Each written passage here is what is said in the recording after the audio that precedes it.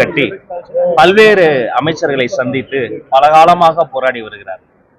ஆனால் நம்முடைய மாண்புமிகு தமிழ்நாடு முதல்வர் ஜோசப் விஜய் அவர்களினுடைய ஆட்சி காலத்தில் அத்தகைய பல்வேறு ஆசிரியர் சங்க பிரதிநிதிகளையும் ஒரே இடத்தில் வரவழைத்து எங்களுடைய அண்ணா நூலகத்தில் அவர்களை அனைவரும் 2 நாட்கள் இடைவிடாது சந்தித்து அவர்கள் கோரிக்கையினுடைய தாற்பயம் என்ன, அவர்களினுடைய கோரிக்கை எப்படி இத்தனால் கிடப்பில் போடப்பட்டது என்பதெல்லாம் ஆய்வு செய்து அனைத்து நிர்வாகிகளையும் அனைவரும் வரவேற்று உணவு உபசரிப்பு செய்து அந்த அத்தனை கோரிக்கைகளையும் இப்பொழுது ஆவணப்படுத்தியிருக்கிறோம். ஒரு பிரச்சனையை சரியான முறையில் அடையாளம் காண்பதுதான் முதல் தீர்வுன்னு நான் சொல்வேன். அப்படியே அந்த பிரச்சனையை அடையாளம் காண்பதற்கான, அதுவும் வெறும் மனிதர்களா வாங்கி இந்த பக்கம் நான் இன்னொருத்தர் கொடுப்போம், உதவியாளர் கொடுத்துருவோம், அப்படி போயிட்டு இருந்த இத்தனை காலம் அப்படி கிடையாது.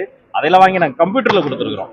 கணினி சாதி பார்க்காது, கணினி காசு கேட்காது, கணினி ஊழல் செய்யாது, அது கொஞ்சோண்டு கரண்ட் இருந்தா போதும், அது அறிவியல் சாதனம்.